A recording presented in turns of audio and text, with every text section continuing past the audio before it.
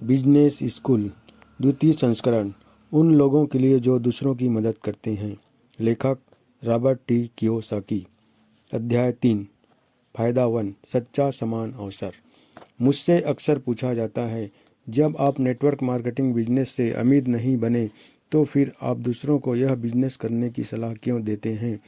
मैं network marketing business करने की सलाह कई कारणों से देता हूं और मैं इस पुस्तक में उन्हीं कारणों को स्पष्ट करूंगा। मैंने अपना दिमाग बंद कर लिया था। 1970 के दशक के बीच किसी समय की बात है। मेरे दोस्त ने मुझसे कहा कि मैं एक मीटिंग में चलूं जहां एक नए बिजनेस अवसर के बारे में बताया जाने वाला है। क्योंकि मैं इस तरह का व्यक्ति हूं जो आदतन बिजनेस और निवेश के नए अवसरों के बारे में जानने में रुचि लेता है, इसलिए मैं बैठक में चलने के लिए तैयार हो गया। हालांकि मुझे थोड़ा अजीब लग रहा था कि बिजनेस मीटिंग किसी ऑफिस के बजाय किसी के घर पर हो रही थी, फिर भी मैं वहीं पहुंच गया। उस मीटिंग में नेटवर्क मार्केटिंग की दुनिया में मेरा पहला परिचय हुआ। मैं 3 घंटे की प्रस्तुति को शांति से बैठकर सुनता रहा। मैं उन अधिकांश बिंदुओं से सहमत था कि किसी को अपना खुद का बिजनेस शुरू क्यों करना चाहिए। जिस हिस्से की तरफ मैंने ज़्यादा ध्यान नहीं दिया वह यह था कि किस तरह उनका बिजनेस उस बिजनेस से अलग था जो मैं बना रहा था। सीधे से कहा जाए तो मैं अपने आप को अमीर बनाने के लिए अपना बिजनेस बना रहा था, जबकि वे वहाँ पर एक ऐसा बिजनेस बनाने के बारे में बातें कर रहे थे जो कई लोगों को अमीर बनाता था। अपने जीवन के उस दौर में मेरा दिमाग इस तरह के नए क्रांतिकारी विचारों के लिए नहीं खुला था। शाम को मीटिंग के बाद मेरे दोस्त ने मुझसे पूछा कि मीटिंग में जिस बिजनेस अवसर के बारे में बताया गया था उसके बारे में मेरे क्या विचार हैं। मेरा जवाब था, यह दिलचस्प है पर यह मेरे मतलब का नहीं है। जब मेरे दोस्त ने मुझसे पूछा कि यह मेरे मतलब का क्यों नहीं है, तो मैंने कहा, मैं अपना खुद का बिजनेस पहले से ही खड़ा कर रहा हूँ। मुझे दूसरे लोगों के साथ बिजनेस शुरू करने की क्या ज़रूरत है। मैं दूसरों की मदद क्यों करूँ। फिर मैंने कहा, इसके अलावा मैंने यह अफवाहें भी सुनी हैं कि नेटवर्क मार्केटिंग बिजनेस के नाम पर पिरामिड स्कीमें चलती हैं और यह गैर कानूनी है। इसके पहले कि मेरा दोस्त आगे कुछ कहता, मैं रात के अंधेरे में आगे बढ़ गया, अपनी कार में घुसा और वहां से चल दिया।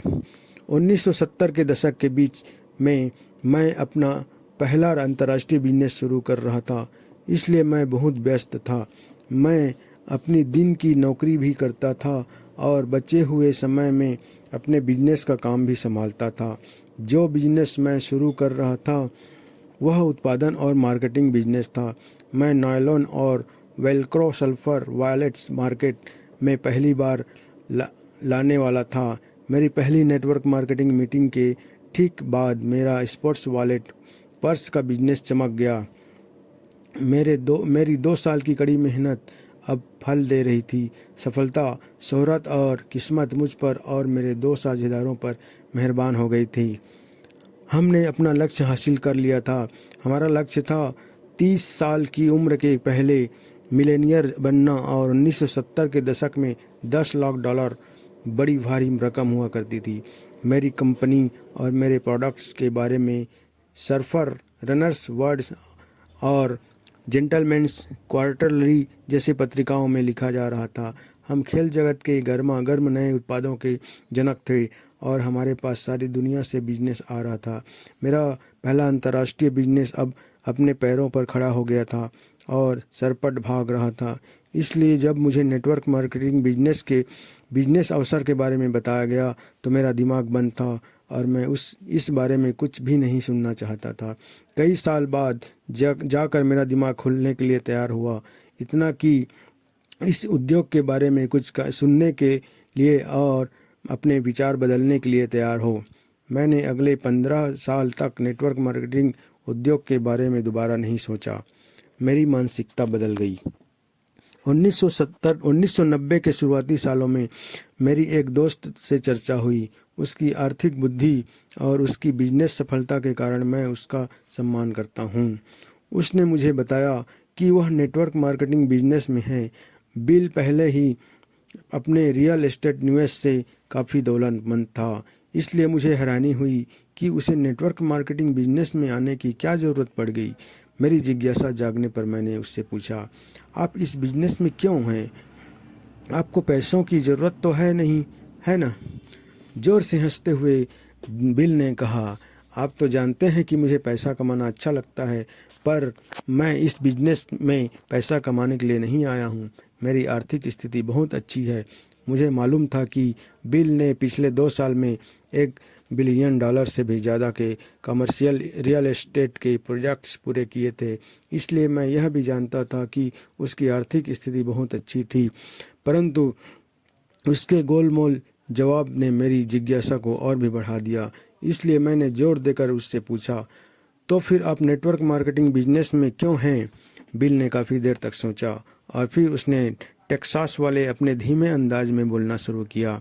सालों से लोग रियल एस्टेट में निवेश करने के बारे में मुझसे टिप मांग रहे हैं। लोग जानना चाहते हैं कि रियल एस्टेट में निवेश करके मैं अमीर कैसे बना जाए। कई तो जानना चाहते हैं कि क्या वे मेरे साथ निवेश कर सकते हैं या वे डाउन पेमेंट के बिना तत्काल रियल एस्टेट के मालिक बन सकते हैं। सहमति में सिर हिलाते हुए मैंने कहा, मुझसे भी यही सवाल पूछे जाते हैं। समस्या यह है, बिल ने आगे कहा, कि ज़्यादातर लोग मेरे साथ निवेश इसलिए नहीं कर सकते क्योंकि उनके पास पर्याप्त धन नहीं होता। मेरे स्तर के रियल एस्टेट निवेश में आने के लिए 50,000 या $1 लाख की ज़रूरत होती है और उनके पास इतने पैसे नहीं होते। इसके अलावा उनमें से कई लोग डाउन पेमेंट दिए बिना रियल एस्टेट के मालिक सिर्फ इसलिए बनना चाहते हैं क्योंकि उनके पास बिल्कुल भी पैसा नहीं होता। कुछ लोग तो दिवालिया होने से दो तनख्वाह दूर होते हैं, इसलिए वे ऐसे सस्ते सौदों की तलाश में रहते हैं जिनमें डाउन पेमेंट न देना पड़े, और इस तरह के सौदे अक्सर घाटे के सौदे होते हैं। आप भी जानते हैं और मैं भी कि सबसे अच्छे रियल एस्टेट के सौदे अमीरों के पास जाते हैं जिनके पास पैसा होता है, और उन लोगों के पास नहीं जाते जिनके पास पैसा नहीं होता। मैंने अपना सिर सहमति में हिलाते हुए कहा, मैं समझता हूँ।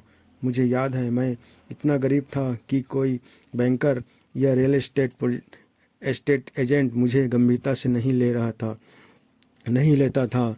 आपका मतलब है कि उनके पास बिल्कुल भी पैसा नहीं होता, या फिर होता भी है तो इतना ज़्यादा नहीं होता कि आप उन्हें कोई अच्छा सौदा बताकर उनकी मदद कर सकें।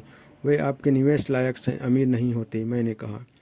बिल ने सिर हिलाया, और सबसे बड़ी बात यह है कि अगर उनके पास थोड़ा बहुत पैसा होता भी है तो वह उनकी ज़िंदगी भर की बचत होती है। आप जानते हैं कि मैं कभी अपना सब कुछ निवेश करने की सलाह नहीं देता। इससे भी बड़ी बात यह है कि अगर वे अपने जीवन भर की बचत को निवेश में लगाते हैं तो अक्सर वे डरे हुए होते हैं उनका पैसा डूब जाएगा। आप भी जानते हैं और मैं भी कि जो आदमी नुकसान से डरता है उसे अक्सर नुकसान उठाना पड़ता है। बिल के साथ मेरी चर्चा कुछ मिनट तक चली, परंतु मुझे जल्दी ही हवाई अड्डे के लिए भागना पड़ा। मुझे अब भी यह पता नहीं चल पाया था कि वह नेटवर्क मार्केटिंग बिजनेस में क्यों था, परंतु मेरा बंद दिमाग अब खुलने लगा था। अब मैं इस बारे में ज़्यादा जानना चाहता था कि उस जैसा अमीर आदमी नेटवर्क मार्केटिंग बिजनेस में क्यों था। मुझे यह एहसास होने लगा था कि इस बिजनेस में पैसे के अलावा कुछ और भी था जो महत्वपूर्ण था। अगले कुछ महीने तक बिल के साथ मेरी चर्चा जारी रही। मैं धीरे धीरे इस बिजनेस में उतरने के उसके कारणों को समझने लगा। उसके मुख्य कारण थे, पहला, वह लोगों की मदद करना चाहता था। इस बिजनेस में आने का यह उसका सबसे प्रमुख कारण था। हालांकि वह बहुत अमीर था, परंतु वह लालची या घमंडी नहीं था। दूसरा, वह खुद की मदद करना चाहता था। मेरे साथ निवेश करने के लिए आपको अमीर होना चाहिए। मैंने महसूस किया कि अगर मैं अमीर बनने में ज़्यादा लोगों की मदद करूंगा तो मेरे पास ज़्यादा लोग निवेश कर सकेंगे। बिल ने आगे कहा, मैं दूसरों की मदद करता हूं ताकि वे अपना खुद का बिजनेस बनाकर अमीर बने। और मज़े की बात यह है कि मैं दूसरों की जितनी ज़्यादा मदद करता हूँ, मेरा बिजनेस उतना ही ज़्यादा बढ़ता जाता है और मैं ज़्यादा अमीर बनता जाता हूँ। अब मेरे पास एक फैला हुआ कंज्यूमर डिस्ट्रीब्यूशन बिजनेस है, ज़्यादा निवेशक है और खुद निवेश करने के लिए ज़्यादा पैसा है। यह आपकी भी जीत मेरी भी जीत वाला सिद्धांत है। यही कारण है कि पिछले कुछ सालों से मैंने ज़्यादा बड़े रियल एस्टेट प्रोजेक्ट्स के में निवेश करना चालू कर दिया है। आप तो जानते ही हैं, छोटे रियल एस्टेट सौदों में निवेश करके सचमुच अमीर बनना बहुत कठिन है। ऐसा किया जा सकता है, परंतु अगर आपके पास ज़्यादा पैसा नहीं है तो आपको रियल एस्टेट सौदे मिलते हैं जो पैसे वाले अमीर लोग नहीं चाहते। तीसरा, उसे सीखना और सिखाना पसंद है। मुझे ऐसे लोगों के साथ काम करने में मज़ा आता है जो सीखना चाहते हैं। बाद में हुई एक चर्चा में उसने मुझे बताया, ऐसे लोगों के साथ काम करना बहुत थकाने वाला होता है और जो यह सोचते हैं कि उन्हें सब कुछ पता है।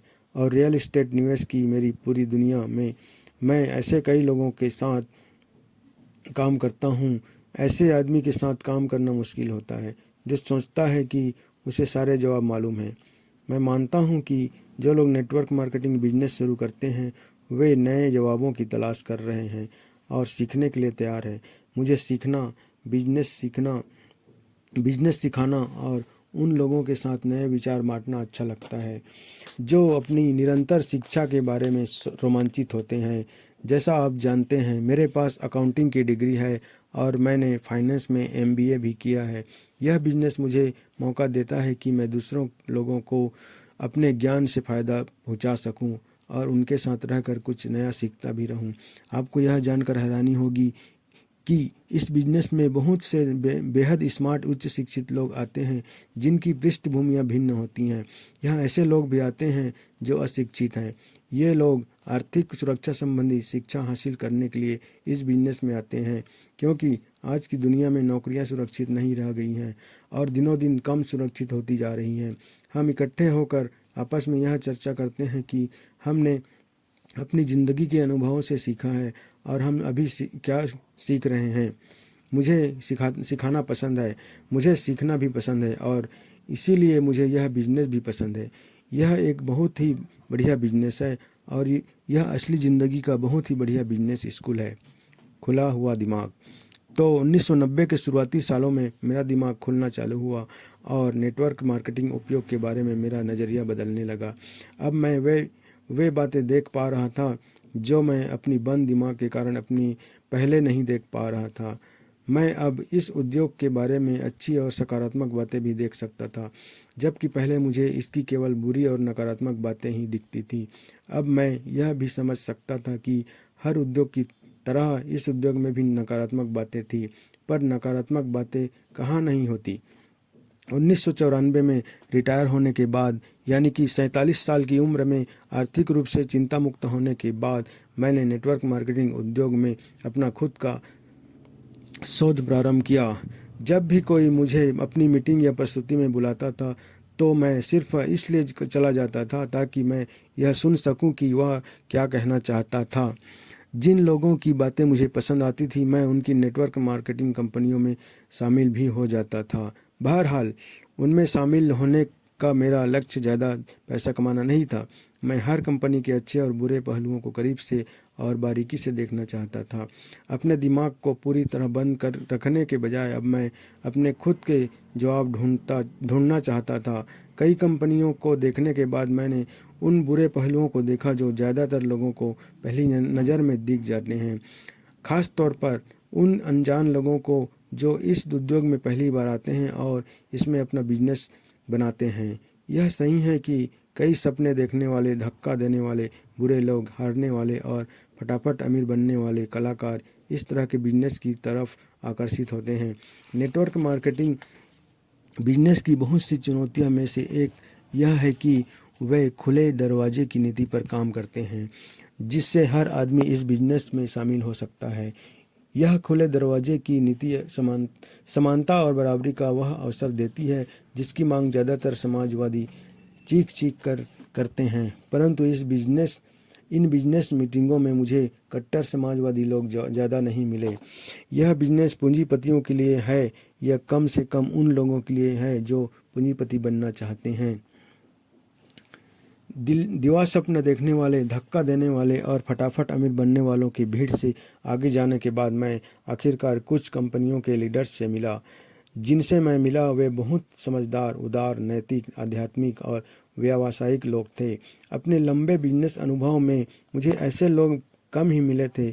जब मैं अपने पूर्वाग्रहों से मुक्त हो गया और ऐसे लोगों से मिला जिनका मैं सम्मान करता था और जिन्हें मैं पसंद करता था, तो फिर मैं इस उद्योग के हृदय तक पहुंच गया। अब मैं वह देख सकता था जो मैं पहले नहीं देख पाया था। अब मैं अच्छे और बुरे दोनों पहलुओं को देख सकता था। इसलिए यह पुस्तक कुछ हद तक इस सवाल का देने के लिए लिखी गई है। जब आप नेटवर्क मार्केटिंग बिजनेस से अमीर नहीं बने तो फिर आप दूसरों को यह बिजनेस करने की सलाह क्यों देते हैं? क्योंकि मैं नेटवर्क मार्केटिंग बिजनेस से अमीर नहीं बना हूँ, इसी कारण से मैं इस उद्योग के बारे में थोड़ा अधिक निष्पक्ष हो सकता हूँ।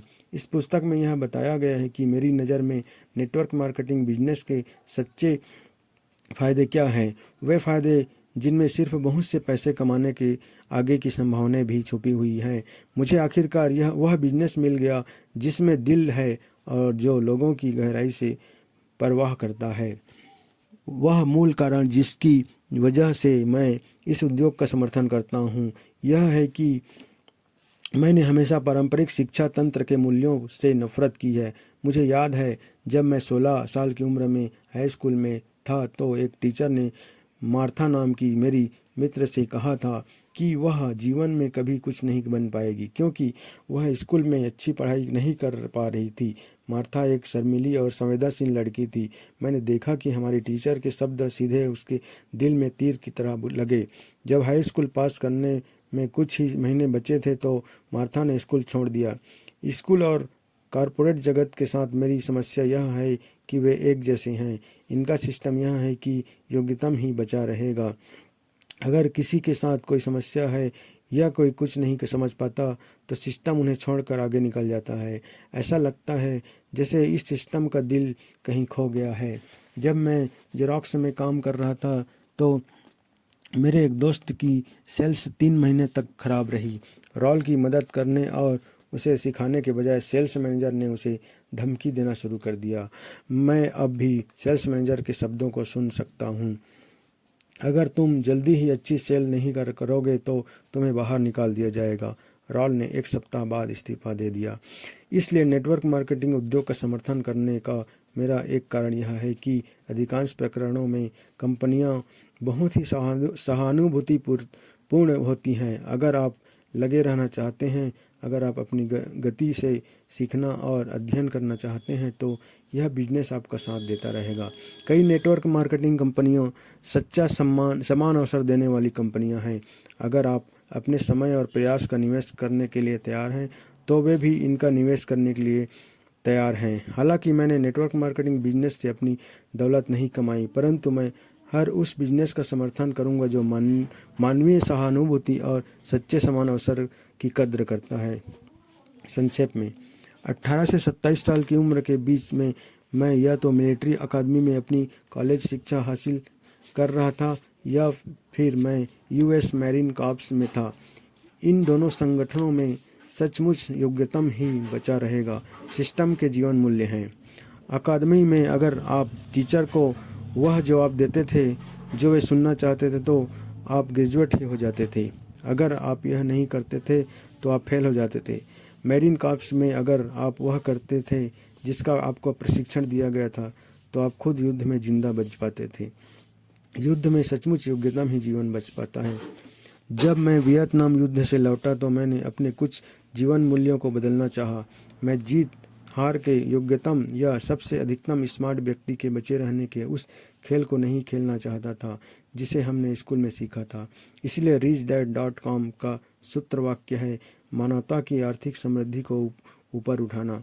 हमारा विश्वास है कि सिर्फ इसलिए कि कोई बच्चा स्कूल में अच्छा प्रदर्शन नहीं कर पाता या ऊंची आमदनी वाली नौकरी हासिल नहीं कर पाता, इसका अर्थ यह नहीं है कि वह जिंदगी भर आर्थिक रूप से कष्ट उठाता रहेगा। एक और वजह से हम RichDad.com के लोग नेटवर्क मार्केटिंग उद्योग की कई कंपनियों का समर्थन करते हैं।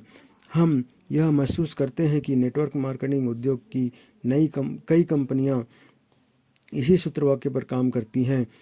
आज परीक्षा में अपने सहपाठियों को हराने के बजाय या युद्ध के मैदान में अपने दुश्मन को मारने के बजाय या बिजनेस की दुनिया में अपनी प्रतियोगी को मटियामेट करने के बजाय मैं उन लोगों के साथ काम करना पसंद करता हूं जो दूसरों की मदद करना चाहते हैं, जो लोगों के आर्थिक लक्ष्यों और सपनों को हासिल करने में उनकी मदद करना चाहते हैं और इस प्रक्रिया में किसी को नुकसान नहीं होता। मेरे लिए यह एक ऐसा जीवन मूल्य है जिसका समर्थन किया ही जाना चाहिए। 2003 के शुरू में RichDad.com cash flow for kids के बोर्ड गेम को ऑनलाइन इलेक्ट्रॉनिक गेम के रूप में शुरू कर रही है। यह इलेक्ट्रॉनिक गेम 5 से 12 साल के बच्चों के लिए क्लासरूम के पाठ्यक्रम के रूप में भी आता है।